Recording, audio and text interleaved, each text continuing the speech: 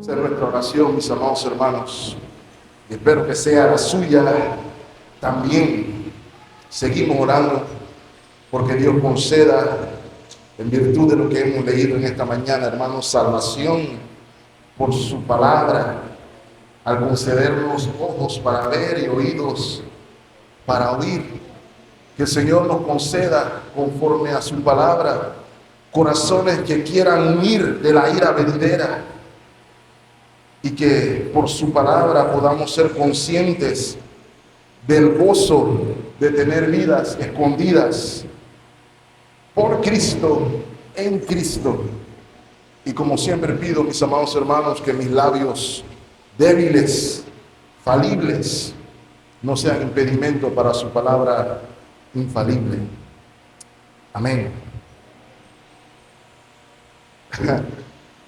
Si usted es ciudadano panameño y estaba consciente y con memoria al inicio de la segunda década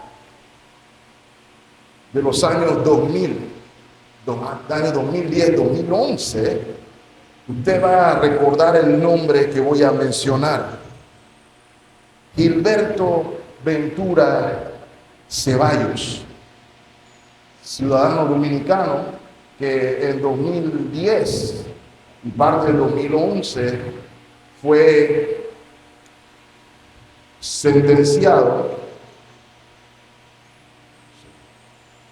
sentenciado en el año 2018 por el famoso caso de los 5 jóvenes asiáticos del área de la Chorrera. Se le acusó de secuestrar y de asesinar a estos 5 jóvenes, todos muy jóvenes, 17, 19, el más viejo tenía como 27 años. Había otros cómplices. Este señor fue arrestado inicialmente en el año 2011, pero como nuestra justicia es como es, se escapó de la cárcel y lo recapturaron en el año 2017, se escapó en el 2016, y gracias a Dios lo volvieron a agarrar por ahí en el 2017, y esta vez que lo agarraron, fue sentenciado a 50 años de prisión, lo máximo que ofrece la jurisdicción panameña. Ahora, según reportes de Telemetro Reporta y de otros medios locales, según mi investigación, al escuchar la sentencia, Ventura Ceballos gritó en la sala del tribunal frases como la siguiente: esto no es justo, me están condenando por algo que por algo que no hice solo. Y yo en mi mente cuando leía eso como que, bueno, ¿y tú crees que eso te ayuda? Estaba ahí acompañado, pero estaba ahí. Los periodistas presentes describieron cómo se derrumbó emocionalmente, golpeaba la mesa, se cubría el rostro, derramaba inclusive lágrimas. Él estaba consciente de la gravedad de la condena y de lo difícil que era tener que vivir 50 años en prisión. Así que adivinen qué, se volvió a escapar a finales del año 2020. Y ahí votaron un pocotón de gente en la policía y el ministro de seguridad, y votaron un pocotón de gente. El hermano Alberto le puede echar el cuento después. Pero gracias a Dios lo volvieron a capturar a finales del año 2020. Sin embargo, para más agravante y tristeza para la familia, fue beneficiado con una reducción de pena. Se la bajaron de 50 años a 30 años de cárcel. Con todo y que se había fugado 2 veces, él está ahí preso todavía. Tristeza para la familia, tristeza para la gente que quiere justicia, pero ese fue el caso. Ahora, les traigo este relato, mis amados hermanos, por 3 razones. La primera, nuestro texto plantea tanto un juicio y sentencia que va a causar mayor terror y ansiedad que la que sufrió Ventura Ceballos. Y que al igual que él, los que estén condenados en este juicio van a gritar que eso es injusto y van a culpar a alguien más. En ese caso algunos dirán, el diablo me hizo hacer todas estas cosas. Otros dirán, mi papá que no me besaba cuando era niño. Y todas las excusas que usted podrá encontrar.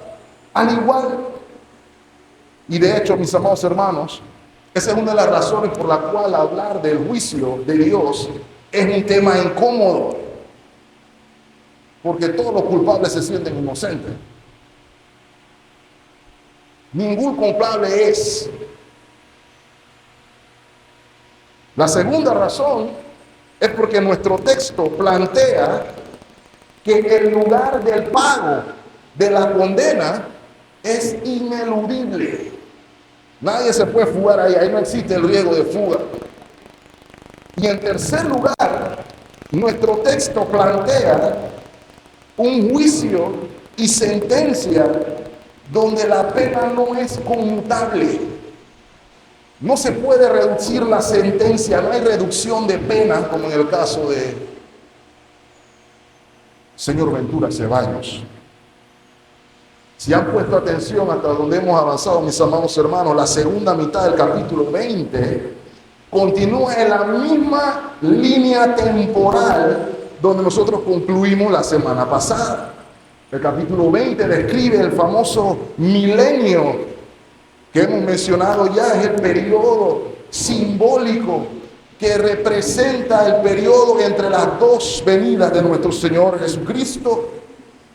Y los versículos del 11 al 15 particularmente nos están describiendo el final del milenio con el retorno de nuestro Señor Jesucristo.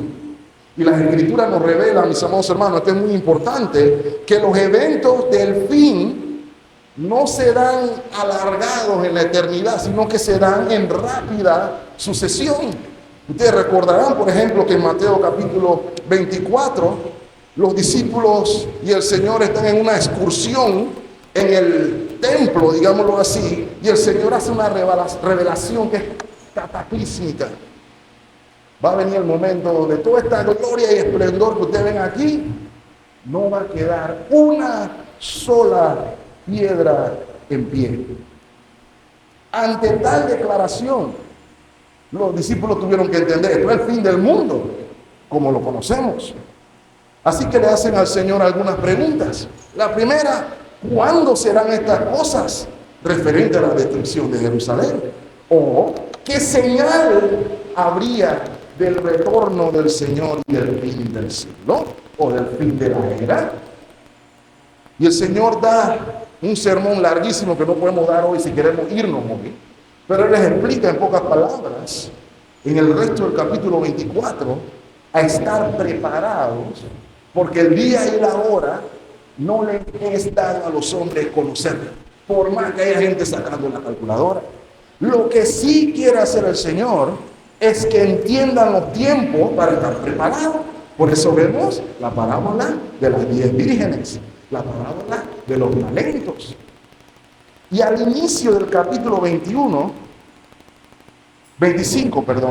se nos sigue dando el mismo contexto. Y el punto que hemos dado en Apocalipsis, toda la historia, y voy a seguir haciéndolo hasta el final, el punto del libro no es buscar calendario, tratar de identificar quién es el anticristo y quién no es, qué país va a producir la tercera guerra mundial y nada de estas cosas.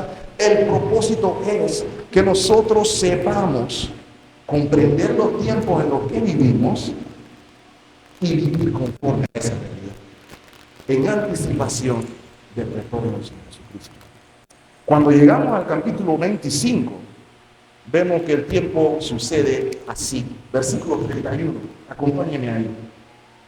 Cuando el Hijo del Hombre venga en su gloria y todos los santos ángeles con él, entonces se sentará en su trono de gloria y serán reunidas delante de él todas las naciones, y apartará los unos de los otros como aparta el pastor las ovejas de los cabritos.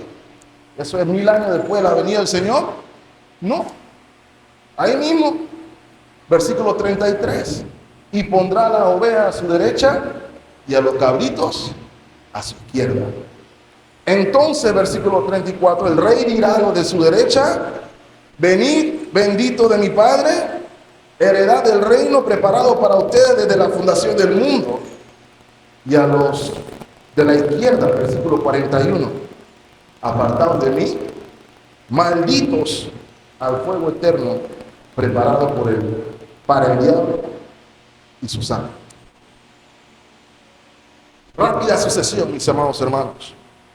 La separación de las ovejas y de las cabras es lo que Juan está describiendo en la segunda parte de Apocalipsis capítulo 20, al final del milenio, con el retorno del Señor. Mencioné la semana pasada de que había un debate tenaz sobre cuándo es el milenio, si antes de Apocalipsis 19 o después de Apocalipsis 19, y todo el mundo está peleando allí.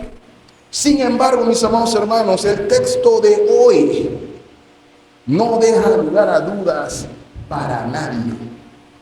El Espíritu Santo, por la pluma del apóstol Juan, nos está dando un gran detalle sobre el juicio final, y nos vamos a dar cuenta, mis amados hermanos, que es extremadamente personal, y dependiendo de su ubicación en los libros, somos partícipes de la realidad de que Dios conoce todo acerca de nosotros, todo lo que hemos dicho, todo lo que hemos pensado, hasta en lo más íntimo de su ser.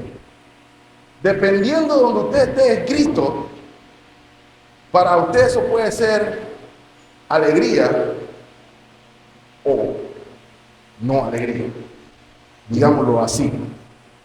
Porque hasta aquí hemos visto, ¿cierto?, 3 ciclos de juicio.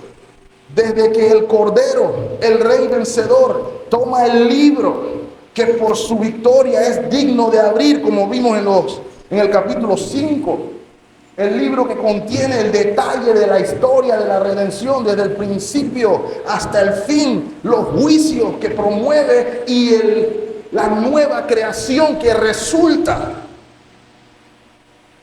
de esos juicios. Lo vimos digno, exaltado, desatando los 7 sellos. Luego de desatar los 7 sellos, vimos otro juicio, 7 trompetas. Después vimos otro juicio, 7 copas de la ira, cada una de ellas más intensa, cada una de ellas más fuerte, pero el final era el mismo.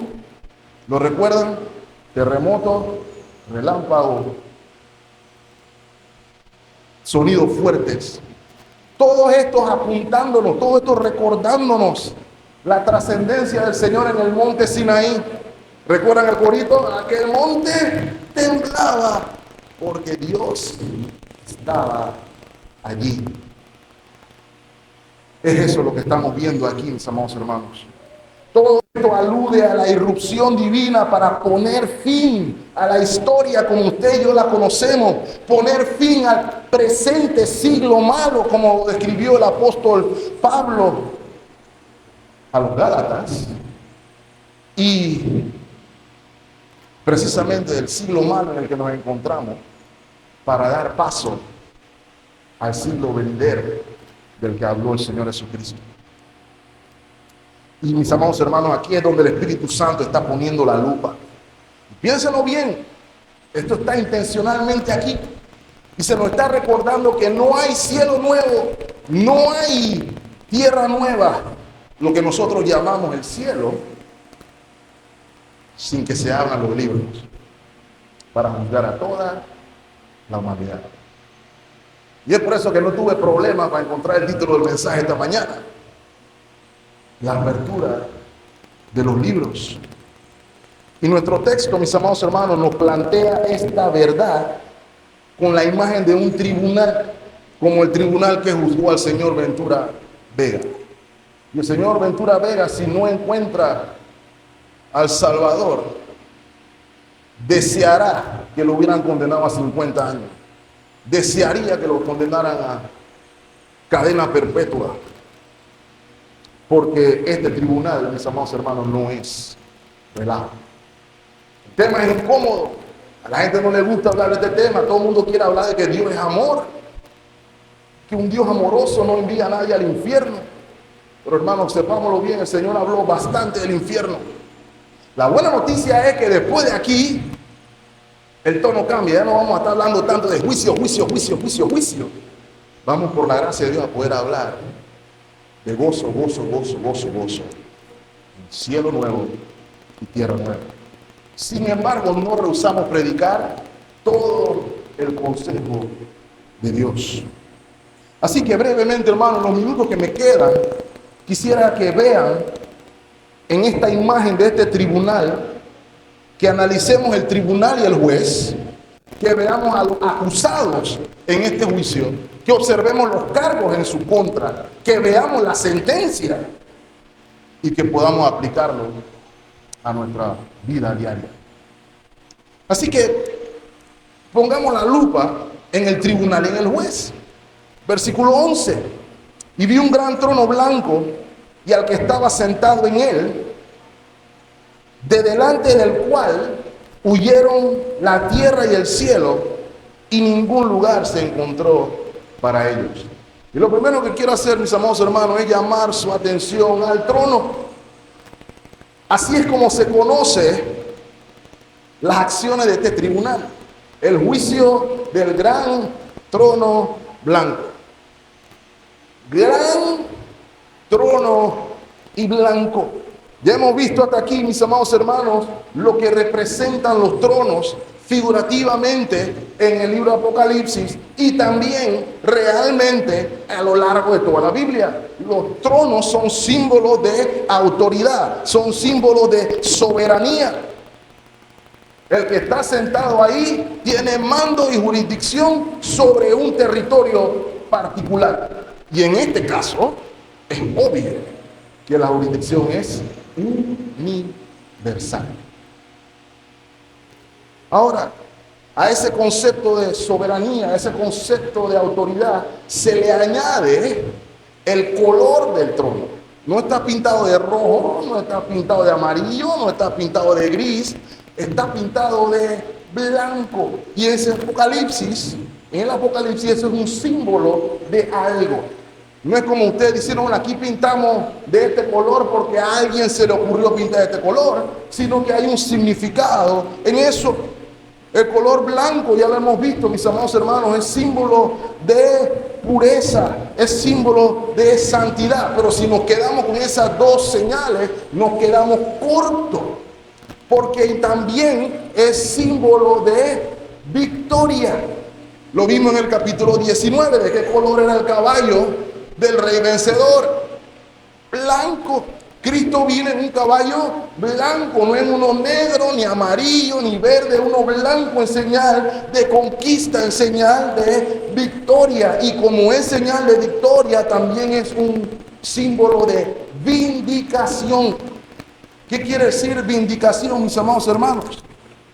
Que se va a restaurar o se va a justificar aquello que es la verdad y se castigará lo que es mentira y lo que es corrupción. En ese trono se va a vindicar la verdad, la justicia y todo lo que vivieron por la verdad y por la justicia, y aquellos que hicieron lo opuesto encontrarán castigo. Ahora, ese es el trono nada más. Pero el versículo 11 también nos describe, bueno, no nos describe, nos dice que hay alguien sentado ahí, ¿cierto? Y hay muchos detalles sobre quién puede ser, si es Dios el Padre, porque el anciano de día está en el trono, o si es el Hijo. Ahora, hermanos, si nos ponemos técnicos aquí, realmente no importa cuál de los dos es. Sin embargo, ya hemos visto que el juicio le fue dado a quién, mis amados hermanos, al Hijo, por lo cual nos inclinamos a pensar que es el Hijo el que está aquí. A Él fue que se le dio la autoridad de desatar los sellos. A Él el Padre le otorgó el juicio. Aquel que se llama fiel y verdadero, y que con justicia juzga y pelea. Lo vimos hace un par de semanas, ¿cierto? Aquel que es el verbo de Dios, el Rey de reyes y Señor de señores. El libro de Apocalipsis nos está revelando las credenciales, la naturaleza y el carácter del juez. ¿Y saben qué significa eso, mis amados hermanos? No hay tribunal superior, no hay tribunal de apelación. Voy a llevar eso a la Corte Suprema de Justicia. Esta es la Corte Suprema de Justicia. Génesis capítulo 18, versículo 25, describe la naturaleza del juez. ¿Se acuerdan cuando Job estaba pensando que Sodoma estaba llena de gente buena? Señor, tú no puedes hacer eso, hay un pocotón de gente. Dice, bueno, está bien pues. Dime si hay, dice, puede que haya 30. Si hay 30, lo salvamos. ¿Cuánto hay? No había 30. 25, tiene que haber 25 buenos allá. Ya ustedes saben cómo fue el juego aritmético. ¿Ok? De esa ciudad nada más se salvaron, si sacamos la cuenta, una familia de 4 menos 1, porque una se quedó porque extrañaba a Sodoma. No eran muchos, pero note la frase que dice Abraham: lejos de ti el hacer tal que hagas morir al justo con el impío, y que sea el justo tratado como el impío, nunca tal hagas. El juez de toda la tierra no ha de hacer lo que es justo, y el rey de toda la tierra hizo lo que es justo. Siempre. Él no puede ser otra cosa que justo. Hay cosas que para Dios son imposibles. Esa es una. Él no puede ser injusto. Es imposible. Es imposible para Él no ser santo. Eso es imposible para Dios. Hechos capítulo 17, versículo 30. Pero Dios, habiendo pasado por alto los tiempos de esta ignorancia, ahora manda a algunos hombres, a todos los hombres en todo lugar, a que se arrepientan. ¿Por qué? Versículo 31. Por cuanto ha establecido un día en el cual juzgará al mundo con justicia. ¿Por quién? Por aquel varón a quien designó, dando fe a todo con haberle levantado de los muertos. Juan nos añade algo interesante, mis amados hermanos. Delante de ese juez, Señor Jesucristo, huyeron los cielos y la tierra, y no se encontró lugar para ellos. ¿Qué se nos está diciendo ahí? Obviamente ese es el lenguaje figurado, pero se nos está transmitiendo una imagen que ya hemos visto en el Antiguo Testamento y en el mismo Apocalipsis. ¿Y qué es lo que se nos está diciendo aquí, mis amados hermanos? La venida del Señor va a trastornar toda la creación. Esa es la idea cuando se nos dice los cielos y la tierra. En el principio creó Dios los cielos y la tierra, la creación completa. Todo será trastornado por su venida. Y esto es muy importante, hermanos, porque hay una razón.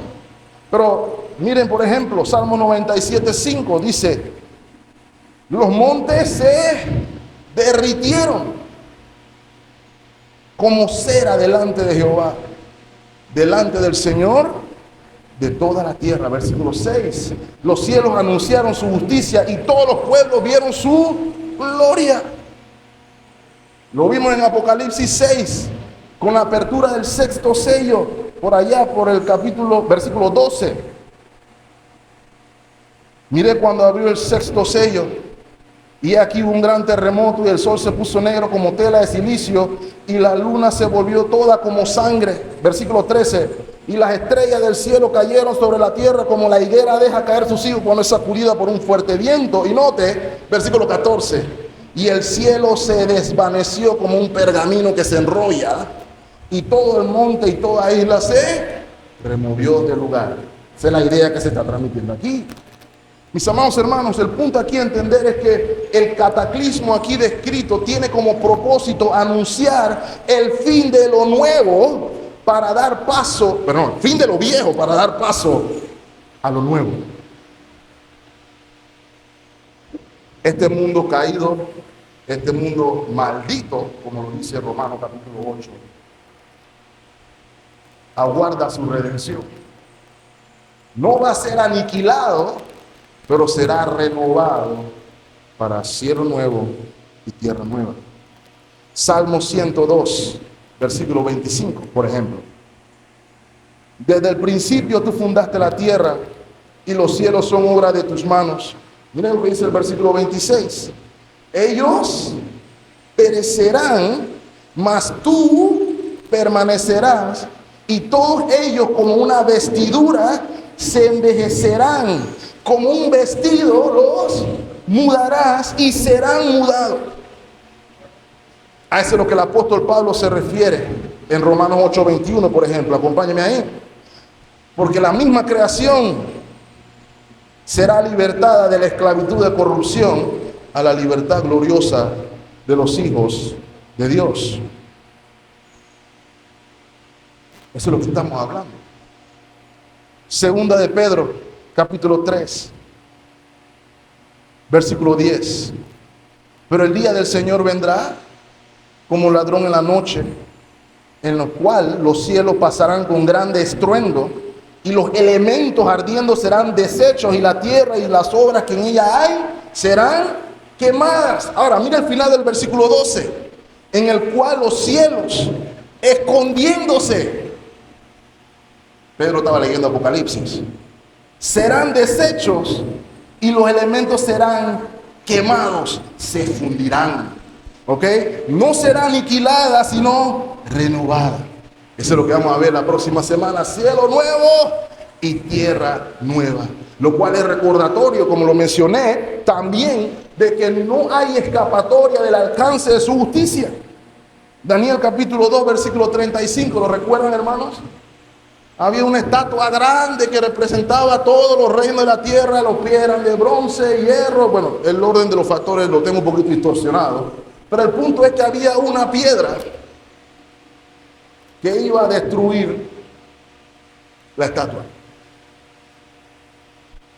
Entonces fueron desmenuzados también el hierro, el barro cocido, el bronce, la plata y el oro, los materiales con los que estaba hecha la estatua, y fueron como tamo de las eras del verano, y se los llevó el viento sin que de ellos quedaran rastro alguno. Note, la piedra que representa el reino de Cristo. Mas la piedra que hirió a la imagen fue hecha un gran monte que llenó Jerusalén y la tierra santa. ¿Eso es lo que dice ahí? No. Llenó toda la tierra. La jurisdicción es universal. Ahora, los acusados, pues, ante el tribunal. Ya hemos visto a los primeros sentenciados en los capítulos anteriores. Vimos a la bestia, al falso profeta, y vimos a Satanás en la primera parte del capítulo 20. Todos ellos ya fueron juzgados, sentenciados, junto con las muertes de las huestes demoníacas, ya fueron condenados todos y sentenciados al lago de fuego. Ahora, esto es interesante, hermanos, porque es un recordatorio de que Satanás y los demonios conocen su situación hasta el fin. Ellos están actuando con rabia, con desprecio, porque saben que están condenados. Judas, versículo 6, nos recuerda que los ángeles que no guardaron su dignidad, sino que abandonaron su propia morada, Dios los ha guardado bajo oscuridad en prisiones eternas para el juicio del gran día. ¿Ok? De nuevo, todo en rápida sucesión. Ahora, ¿por qué esto es relevante para nosotros? ¿Cuántos han escuchado a una persona que le dice a usted, pero yo creo en Dios? Y no añaden nada a esa oración y dicen, yo creo en Dios. Si usted está aquí y es de esos, permítame decirle que hasta los demonios hacen más de eso y están condenados. Y lo digo en amor. ¿Ok? Santiago capítulo 2, versículo 19. ¿Tú crees que Dios es bueno? Bien haces. Ese es Santiago siendo sarcástico, hermano. Pero miren lo que dice al lado. También los demonios creen y tiemblan. Muchos saben que su tiempo se acabó.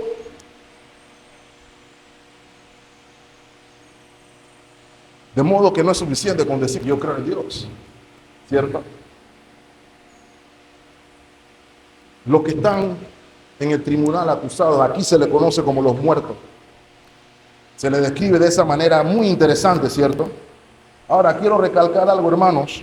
Juan aquí está haciendo un énfasis en aquellos cuyos nombres no están en el libro de la vida. No quiere decir que solamente ellos estarán en este juicio. Ya les mencioné al inicio, ¿cierto? Mateo capítulo 25, el Señor en su venida va a hacer separación de dos grupos de personas, una que se llaman ovejas y una que se llaman cabras. Todas están ahí. Todas están siendo juzgadas. Mateo capítulo 16, versículo 27, nos dice que el Hijo del Hombre vendrá en la gloria de su Padre con sus ángeles y entonces, no 1000 años después, entonces pagará a cada uno conforme a sus obras. Ahí van a estar creyentes y no creyentes, porque dice el apóstol Pablo, 2 Corintios 5:10, porque es necesario que todos nosotros comparezcamos ante el tribunal de Cristo para que cada uno reciba según lo que haya hecho mientras estaba en el cuerpo, sea bueno o malo. Para algunos hermanos son dos juicios, para otros donde me encuentro yo es uno. Para los hermanos que son dos juicios, cuando el Señor viene en el rapto secreto, es el tribunal de Cristo. Y al final del milenio, de los 1000 años, entonces el del lago de fuego, el trono blanco. Mis amados hermanos, vemos en la Escritura uno solo, donde vamos a estar todos. ¿Ok? Esto hay que entenderlo. En aquel día, mis amados hermanos, no solamente los ángeles apóstatas serán juzgados, como dice nuestra confesión de fe, sino que también todas las personas que han vivido sobre la tierra comparecerán delante del tribunal de Cristo. Todos, sus hijos, sus nietos, su bisabuela, toda la gente desde Adán hasta que Cristo venga, todos estarán delante del Rey vencedor. Todo ojo le verá, toda lengua confesará que Jesús es el Señor, para gloria de Dios Padre. No habrá distinción de muertos ahí, hermano. Dice el versículo 12 que Juan vio a los muertos grandes y pequeños. ¿Qué quiere decir eso? ¿Altos y bajos? Sí, pero también ricos y pobres, bonitos y feos, el que usted quiera, gordo y flaco, lo que usted quiera. No hay acepción de personas, ni para salvación, ni para condenación. Todos estarán delante del Señor. Versículo 13, la segunda parte. Y el mar entregó a los muertos que había en él, y la muerte y el Hades entregaron a los muertos que había en ellos.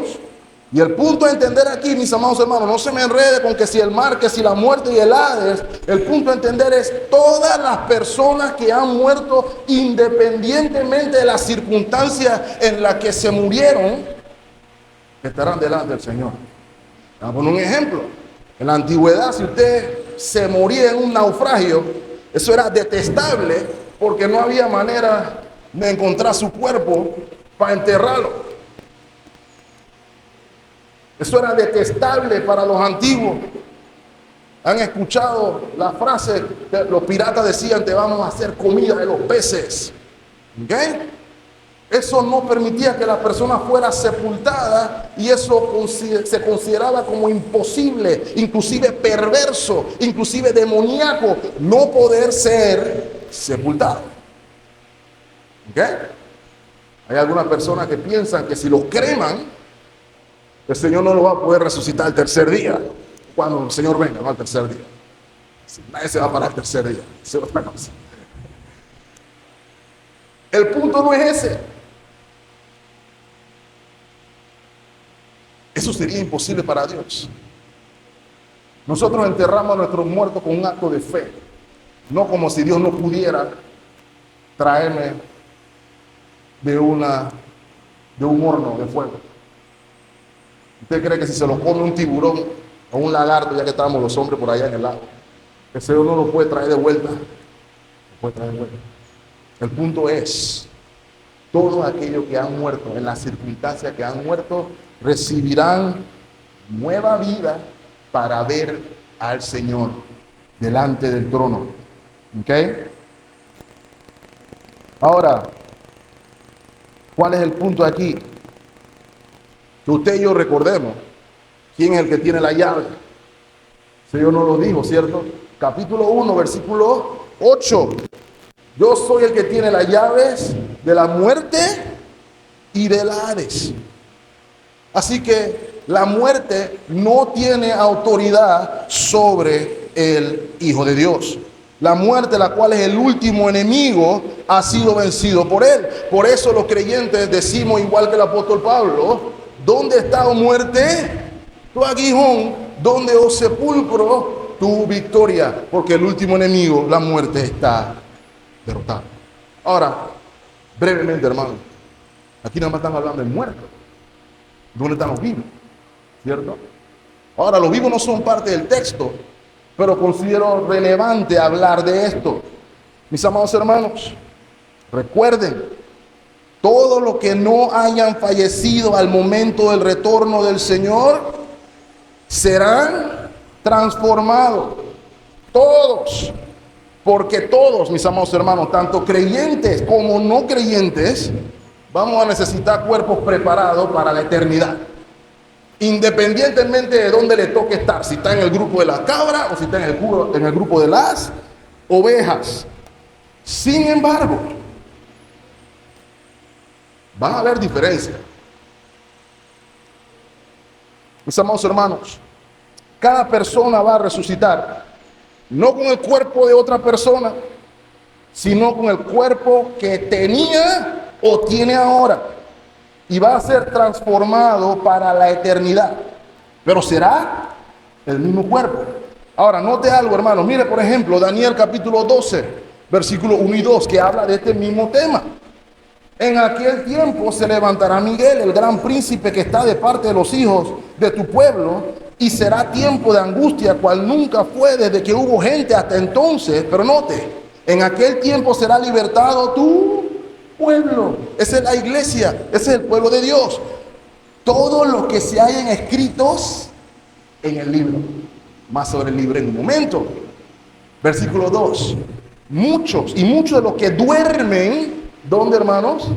En el polvo de la tierra, serán despertados, unos para vida eterna y otros para vergüenza y confusión perpetua. Dios le permitió a Daniel ver esto y le dice después, sella eso hasta el momento del fin. Y cuando llega el momento del fin, a Juan se le dice, ya le puede quitar el sello. Es lo que estamos viendo aquí, mis amados hermanos. Ahora, si como vimos, voy a citar aquí al hermano Joel Vicky, todos seremos juzgados por lo hecho mientras estábamos en el cuerpo, es correcto entender que vamos a ser juzgados también estando en el cuerpo. ¿Y cuál es la diferencia, mis amados hermanos, entre una resurrección y la otra? La causa de la resurrección de los creyentes, escúcheme bien, es el hecho de la resurrección de Cristo. ¿Han escuchado el himno, cierto? Porque Él vive, nosotros también vivimos. La resurrección del creyente es en unión con Cristo.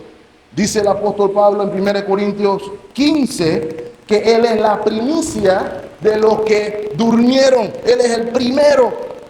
Es una resurrección en unión con Él. 15:21 dice, porque cuanto la muerte entró por un hombre, también por un hombre, ¿qué más entró, mis amados hermanos? La resurrección de los muertos. Ahora, los incrédulos van a resucitar también, pero no van a ser resucitados en unión con Él, sino que van a ser resucitados para verlo como juez. Su resurrección no los libra de la muerte, sino que su resurrección los prepara para la muerte segunda. No es lo mismo, ni se escribe igual. Los incrédulos son resucitados para pasar de una muerte temporal, como la que es del presente siglo, la característica del presente siglo, a pasar a una muerte que es eterna. Ha resucitado, pero se puede decir, resucitaste para morir. El creyente resucitó para vivir. Esa es la gran diferencia, hermano. Ahora, ¿por qué esta pena tan grave, mis amados hermanos? Porque el lago de fuego, el infierno, de lo que la gente no le gusta hablar, representa por toda la eternidad sufrimiento y tormento eterno, separado de Dios, no disfrutando de la ira de Dios por toda la eternidad.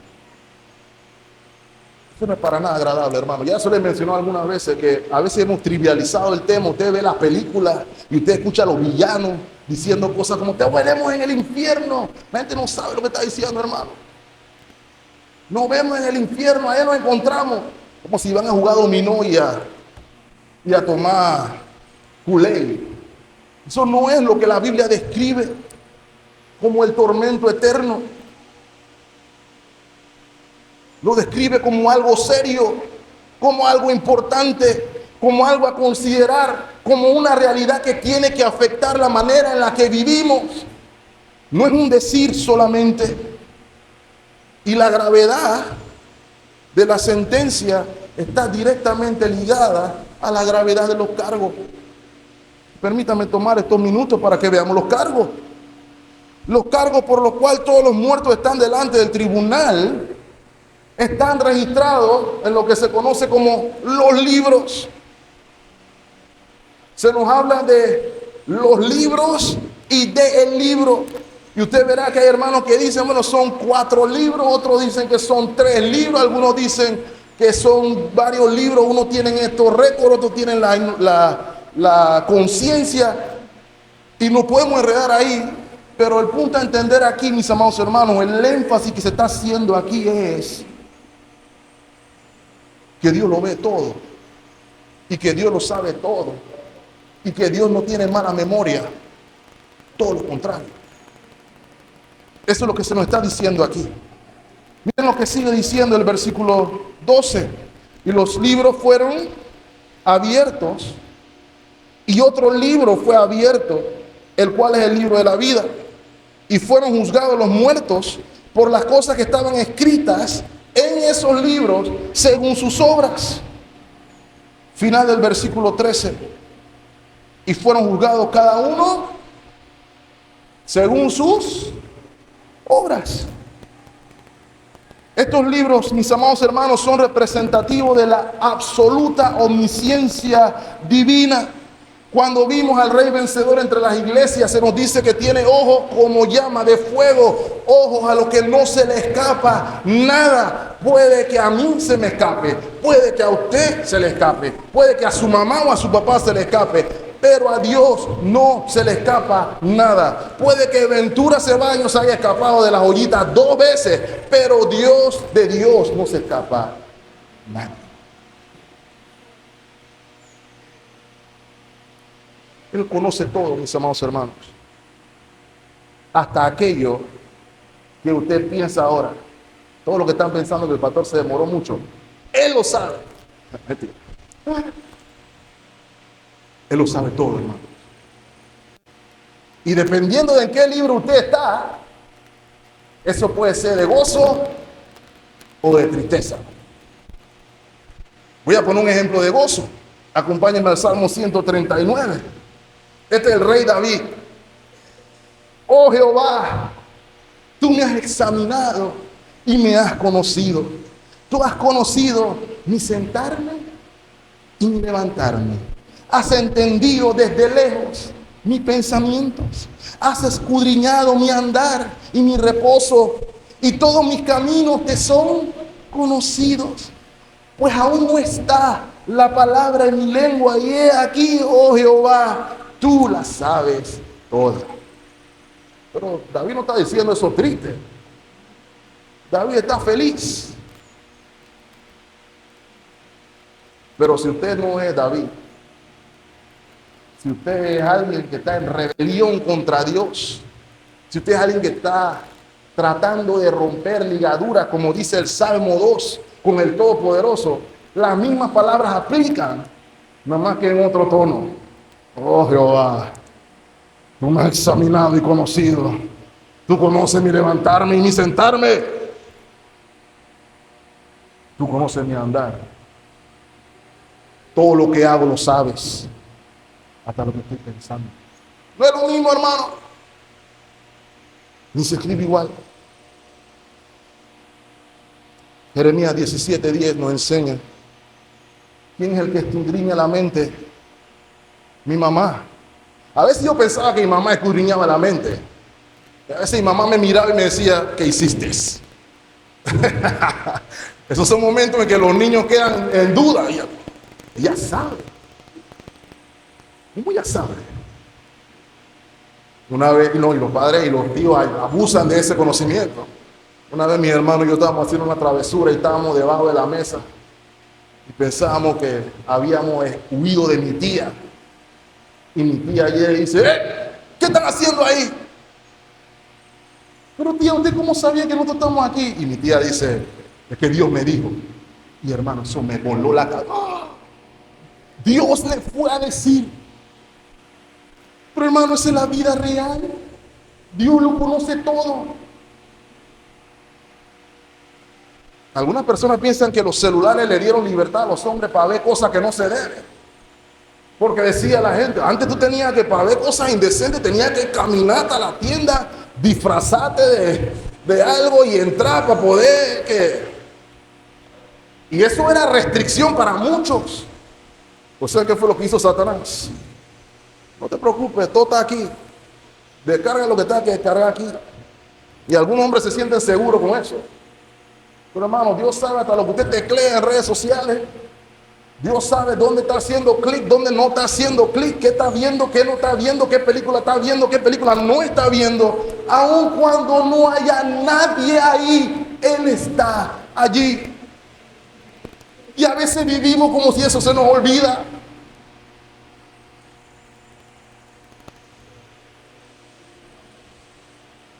Proverbios 22:8. El que sembrare iniquidad, iniquidad segará, y la vara de su insolencia se quebrará. Se hará justicia, como decía la serie, queramos o no. Ahora, hermano, esto es importante que lo entendamos. El asunto con el juicio divino es que el juicio divino surge de aquellas cosas que Dios ama y aquellas cosas que Dios aborrece por naturaleza. ¿Y dónde está la desconexión? Que nosotros pensamos que el juicio de Dios, nosotros planteamos lo que está bien y lo que está mal. Y nosotros decimos cosas como, solamente es necesario hacer el bien y ya. Así escuché a un ateo del patio. Tanta oración y está perdiendo tiempo yendo para la iglesia y todo lo demás. Haz el bien y no mires a quién. El problema, mis amados hermanos, es que ni ese ateo del patio, ni usted, ni yo definimos qué es el bien. Eso lo define Él, que es el creador y la fuente de todo el bien. Él es el que tiene la balanza en su mano, no usted y no yo. Así que cuando usted dice, bueno, yo estoy bien si yo no soy ladrón, yo no he violado a nadie, yo no le he robado nada a nadie, yo estoy bien, y cuando yo muera, el Señor me tiene que estar esperando. ¡Ey! ¿Por qué te demoraste tanto? Bienvenido. Así piensa la mayoría de la gente. Pero Él es el juez, no yo.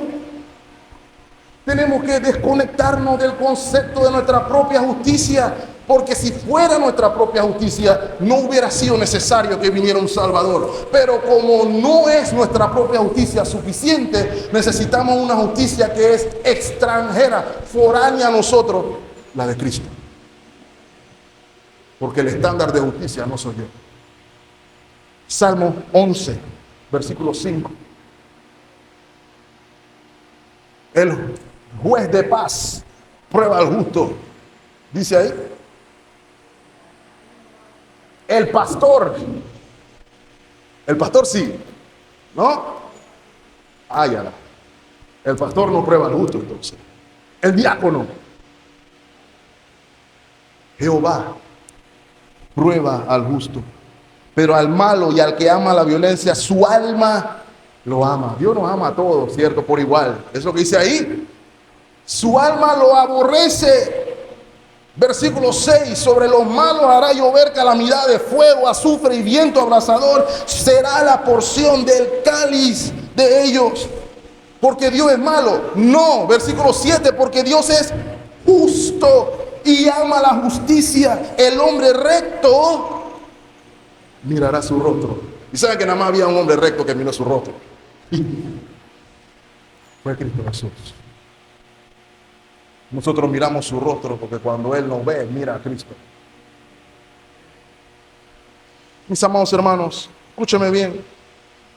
Sabemos que hay homicidas, sabemos que hay ladrones y sabemos que hay violadores, pero eso no es lo único que Dios tiene en mente cuando habla de los injustos. Tenga en consideración que cuando Dios creó a Adán, lo creó con un pacto. Dios lidia con su creación por medio de pacto. Y Él le dijo: obedéceme perfectamente, no toques el árbol. Si no tocas el árbol, vives. Si tocas el árbol, mueres. ¿Qué hizo Adán? Tocó el árbol, porque al tocar el árbol le estaba diciendo: yo quiero ser independiente de ti, Señor. Es el pacto de obra en el que estamos todos, pensando que nuestras obras nos van a salvar. Pero no, ese no fue el único pacto con el pueblo de Israel. Si guarda mis mandamientos, si guarda la ley, dice el Señor, vida eterna. Si no guarda la ley, maldición eterna. Entonces, mis amados hermanos, la ley de Dios requiere obediencia perfecta a su voz, partiendo desde el primer mandamiento. A veces comenzamos, bueno, ¿cuáles son los mandamientos? No robarás, no matarás, no cometerás adulterio, no dirás falso testimonio. A que no todos comenzamos por ahí. Pero ese no es el primer mandamiento. Amarás a Dios sobre todas las cosas. Es el primero. Y ahí nos caemos todos. Y le digo la verdad, ya no importa ni si el 5, ni el 6, ni el 7, porque si fallamos en uno, somos culpables todos. Eso es lo que enseña la Escritura. Y eso es lo que describe la Biblia. Mire, por ejemplo, 2 Timoteo 3, versículo 2.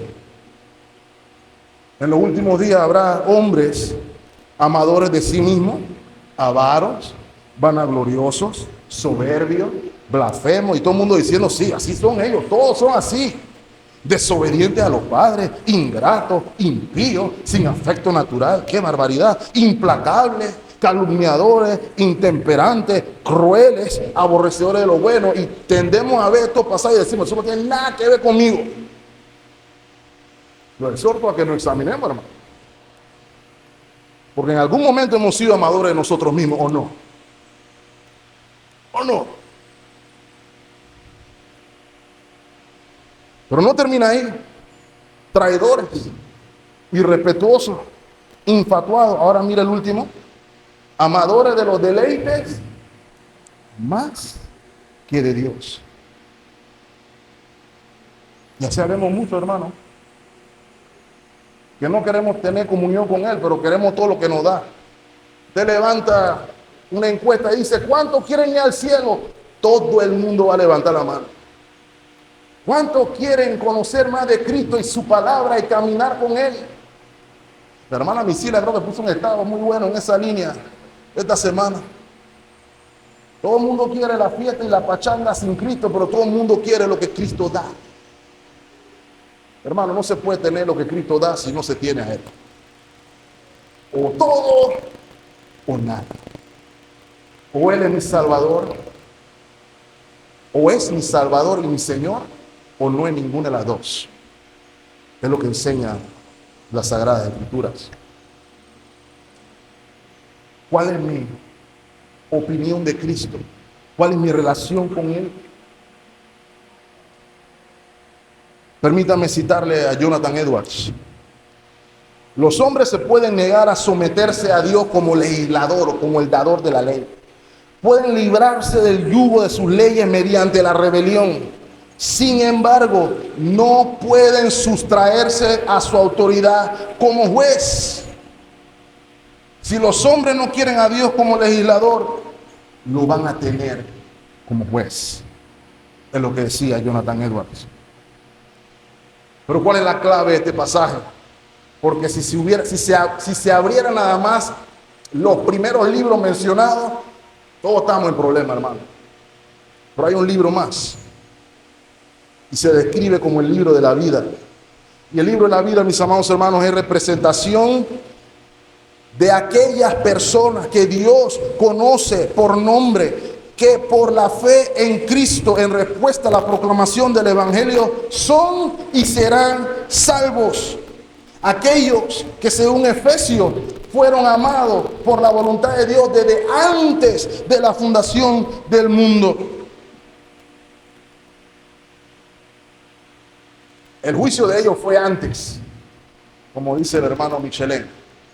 El juicio de ellos fue en la cruz del Calvario, donde la misericordia de Dios y la justicia de Dios se encuentran, se besan.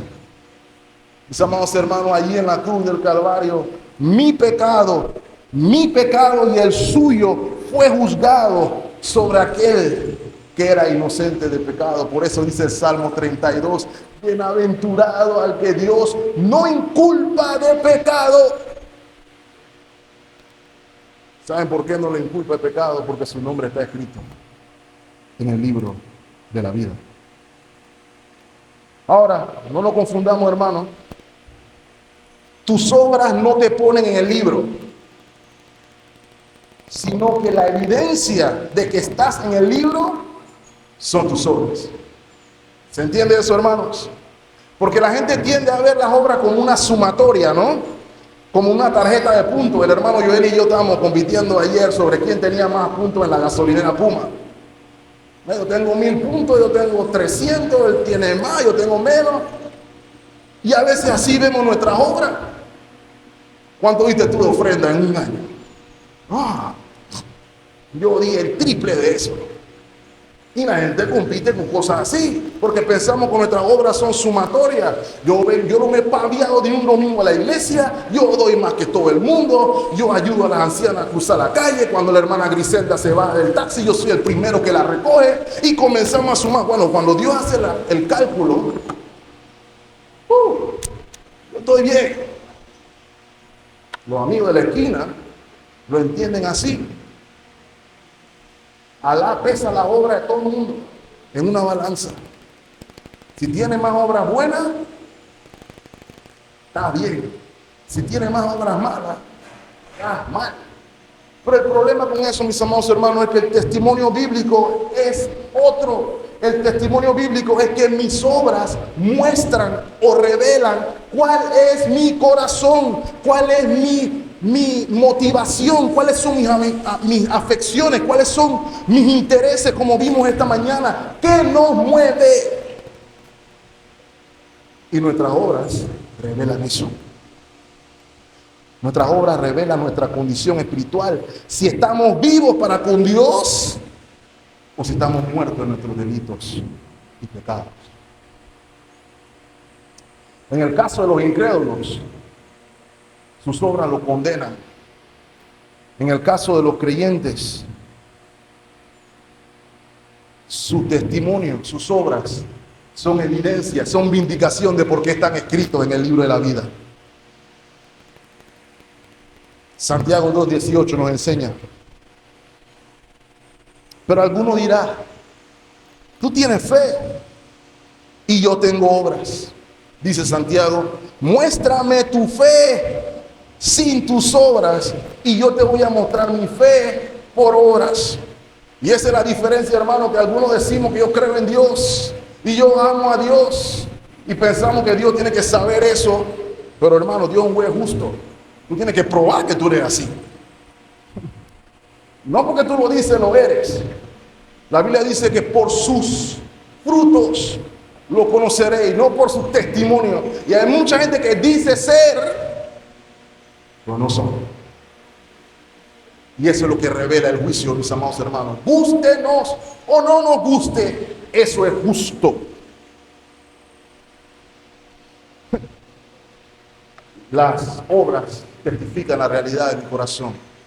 Santiago 2:15 y 16 nos dicen, y si un hermano o una hermana, el mismo Santiago, están desnudos y tienen necesidad del mantenimiento de cada día, y alguno de ustedes les dice, id en paz, caléntense y sean saciados, pero no le dan nada de las cosas que son necesarias, ¿de qué sirve? Ese es el punto. Ahí es donde se demuestra si de verdad hay fe salvadora o no. Mi hermano, ¿no es curioso que hablando del juicio, cuando vimos Mateo 25, la diferencia entre las ovejas y las cabras son sus motivaciones? Nosotros no lo leímos, pero usted lo puede leer en casa. Él les dice a las de la derecha, entren al gozo del Señor, pero les dice, por cuanto estuve desnudo y me vistieron, porque tuve hambre y me dieron de comer. Y ellos dicen, Señor, ¿cuándo fue que te vimos desnudo? ¿Cuándo fue que te vimos con hambre? El Señor le dice, cuando atendiste a estos más pequeños, me lo hiciste a mí. De nuevo, ¿cuál fue la motivación? El Señor no dijo de que aquí estoy, aliménteme. Piensen, hermano, si el Señor nos dice, hey, denme un plato de comida, ¿quién le va a decir no, Señor? Nadie, todos van a correr, vamos a pelear para darle, no, Señor, coge mi plato, olvídate de ella, ella quema la comida, yo cocino mejor. Pero Él no lo hace así, porque para saber las intenciones, Él viene con un hermano que está tirado. Y ahí no nos peleamos para ayudar. ¿O sí? Esa es la clave. Mi unión con Cristo me mueve a amar a mi hermano, porque veo a Cristo en mi hermano y veo a Cristo en mi hermana. Y las horas lo van a acompañar. A los incrédulos se les dice lo mío, pero ¿y tú cuándo pasaste aquí con hambre? ¿Y cuándo tú pasaste aquí con sed? Nosotros nunca te vimos. Este es el punto. Hermano, brevemente, la sentencia y la muerte y el Hades fueron lanzados al lago de fuego. Versículo 14. Esta es la muerte segunda. Versículo 15. Y el que no se halló inscrito en el libro de la vida fue lanzado al lago de fuego. ¿Ven ahí? ¿Qué es lo que te arroja al lago de fuego o no? Tus obras.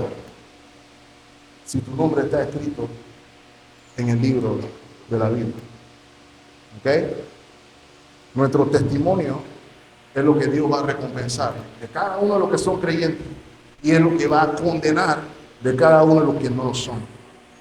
Y el hecho de que la muerte y el Hades fueron lanzados al lago de fuego, mis amados hermanos, es un recordatorio primero de que la muerte tiene su fin. En el cielo nuevo y en la tierra nueva ya no va a haber mar y no va a haber muerte más. Ya nadie va a morir más. Se acabó cuando Cristo viene. Ahora, a veces usted y yo pensamos, mis amados hermanos, es que la mayor maldición que alguien me puede decir o dar es que me mienten a mi madre, me mienten a mi madre. ¿Cierto? Aquí en Panamá, eso es motivo de pelea. Si alguien se digna de decir algo malo, tenemos que pelear. No hay nada peor que eso. Algunos consideran que la mayor maldición es que te deseen la muerte. Algunos consideran que la mayor maldición es que te vaya mal económicamente, o que te insulten, o que el demonólogo del barrio esté haciendo un trabajito por ahí. Para algunas personas, ese es lo peor. Mis amados hermanos, ninguna de ellas lo es.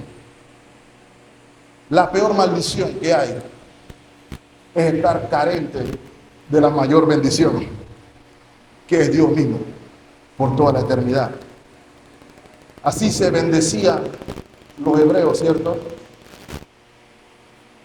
Jehová te bendiga y te guarde. Que Jehová haga resplandecer su rostro sobre ti y te dé paz. Esa es la mayor bendición que hay. Y por el mismo sentido, la peor bendición va por allí. Piénselo al revés.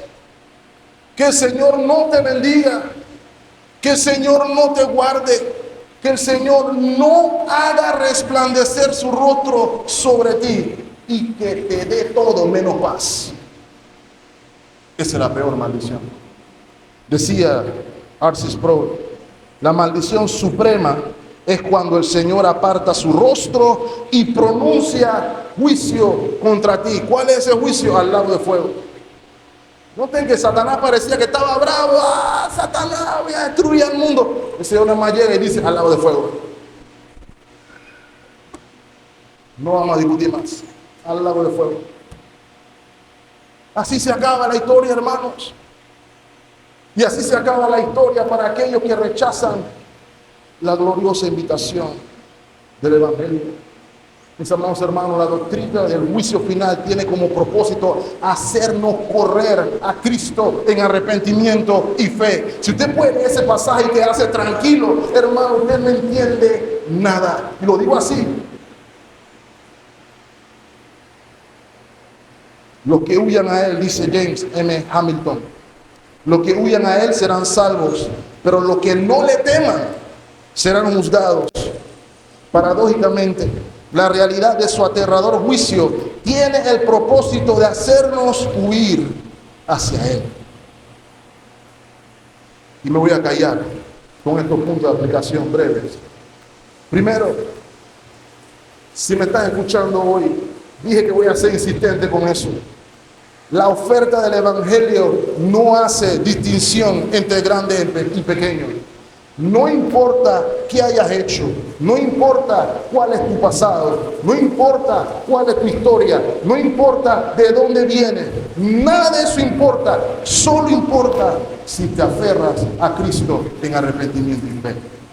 Esto no tiene que pasarte a ti. Él todavía hoy está salvando gente. Él todavía hoy está salvando pecadores contritos y humillados. Hoy, lo dije la semana pasada y lo voy a decir de nuevo, hoy es el día de salvación. Porque el día ni la hora nadie lo sabe. El día de mañana no es prometido para nadie. Santiago nos enseña que nosotros no debemos decir mañana voy a hacer, y pasado voy a hacer, y mañana voy a hacer, porque así como sonamos algunos, no, yo no tengo que venir a Cristo hoy. Yo lo que pasa es que tengo que arreglar esto en la casa, yo tengo esta situación aquí, y yo tengo que no sé qué. Santiago dice, si Dios quiere, harás esto o harás aquello. Si Dios quiere. Por eso hoy es el día de salvación. No te vayas sin Cristo. No te puedes dar el lujo de eso.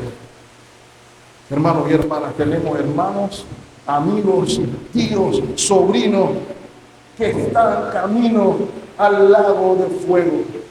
Hoy nos toca hablarles del mensaje de salvación. Lo segundo, nuestras vidas y nuestras acciones, todas y cada una de ellas tienen significado. Satanás en su engaño ha hecho creer al mundo que nuestras vidas y nuestras acciones no tienen valor, no tienen significado. No importa qué hagas, eres un punto, eres células que están existiendo de casualidad. Todo lo que haces es visto y conocido por Dios. Por ende, todo lo que haces tiene significado y todo lo que haces tiene valor y todo lo que haces tiene repercusiones eternas.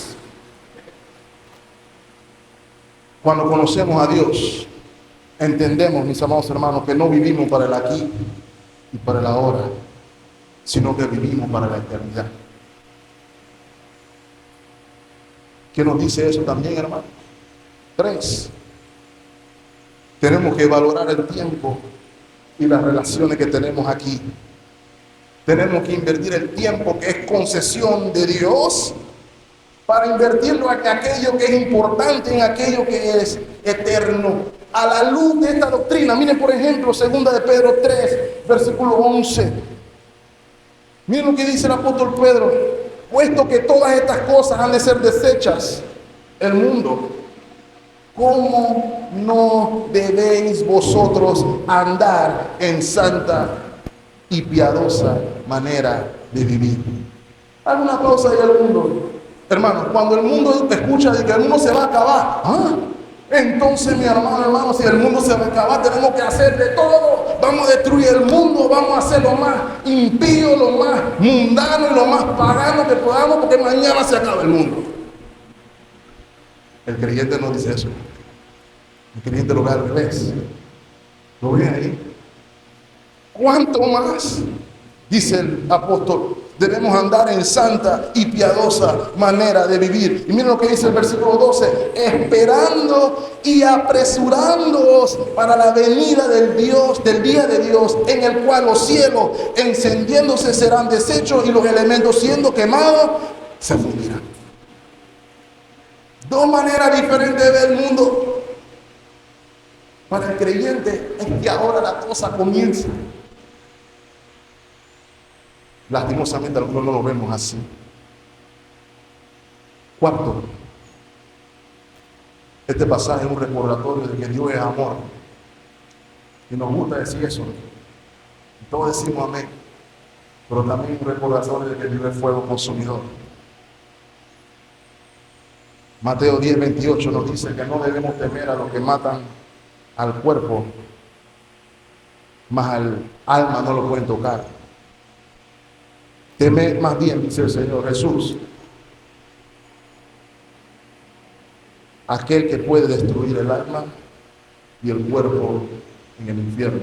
Eso no es ni Satanás ni los demonios, ese es Dios y solo Dios.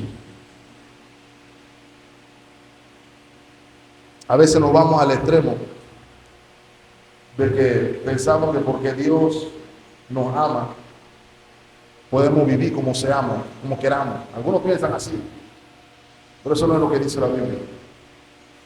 No nos vayamos a los extremos. Mantengámonos en el medio. Dios es amor, pero también es fuego consumidor. A Dios no lo podemos tratar como cualquier cosa. Él no es el Señor barbudo del cielo que me concede todos mis deseos. Él no es el Señor que está arriba pensando o esperando que yo le mande $10 para que Él me mande 1000. Ese es el Dios del universo, el creador de los cielos y la tierra, el juez de toda la tierra. Ese es el Dios que adoramos. Y finalmente, hermanos, el juicio final es un llamado a la perseverancia. Y piénselo por un momento, mis amados hermanos. Todo el sufrimiento, todo el llanto que ha sido causado por este mundo caído en el que estamos, todas las malas noches, todos los malos días, todo está registrado. Todo tiene su momento en la mente de Dios registrado y llega el momento del fin de todas estas cosas. Dios conoce tu sufrimiento, Dios conoce tu dolor, Dios conoce tus circunstancias por las cuales estás luchando por perseverar por la gracia de Dios en Él y para Él. Y Él viene con su galardón, Él viene con su recompensa. Y aunque Él venga con su recompensa, hermanos, cuando lo veamos a Él, cara a cara, tal como Él es, nos daremos cuenta que esas cosas no son factor y que todo lo que nos espera es lo que es la verdadera felicidad. Lo dijimos esta mañana: plenitud de gozo y delicia a su diestra para siempre. Un hermano llamado Joel Quesada lo dice así: nuestras tristezas quedarán atrás para nunca volver a recordarlas cuando veamos a Jesús cara a cara. Hasta ese día, continúa caminando. Hasta ese día, mi amado hermano, continúe caminando, porque cuando lo veamos a Él nos vamos a dar cuenta que todo valió la pena. Y más aún, Augusto Tolpladi escribió en el año 1763 el himno que vamos a cantar en un momento. El himno 159, Roca de la Eternidad. La leyenda cuenta que el señor Tolpladi estaba en una tormenta, no como esta, y se pudo esconder en la hendidura que había en una roca. Y cuando se metió en la hendidura de la roca y vio que estaba cubierto en la tempestad, se inspiró el hombre. Imagínate, comenzó a buscar la pluma y comenzó a escribir la famosa frase del himno en inglés: roca de la eternidad, fuiste abierta tú por mí, déjame esconderme en ti. Esa fue su oración y esa es la nuestra. Y nada más quiero leerle la traducción de la tercera estrofa. Mientras haya de vivir, al instante de expirar, cuando vaya a responder a tu augusto tribunal, sé mi escondedero fiel, roca de la eternidad. Mi pregunta es: ¿estás escondido en la roca de la eternidad? Lo único que salva de la ira de Dios en el presente siglo malo es si estás oculto en la roca de la eternidad. Señor, bendiga ricamente. Señor, gracias por tu palabra. Gracias porque tú, por amor, para la gloria de tu nombre, escribiste nuestro nombre en el libro de la vida y nos llamaste y nos salvaste y nos santificaste para ser hijos tuyos y disfrutar de comunión plena contigo. Te pedimos en esta hora tu bendición, en que podamos caminar no confiados en nuestros méritos, no confiados en nuestras fuerzas, sino escondidos en la roca de la eternidad, la cual tú abriste por nosotros y de la cual fluyó dulce, limpio manantial por la cual todos somos salvos. Te alabamos por tu gracia. Y si hay alguien aquí que no te conoce, Señor, muéstrate como gran Salvador y Rey vencedor. Es en Cristo Jesús que lo pedimos todo. Amén.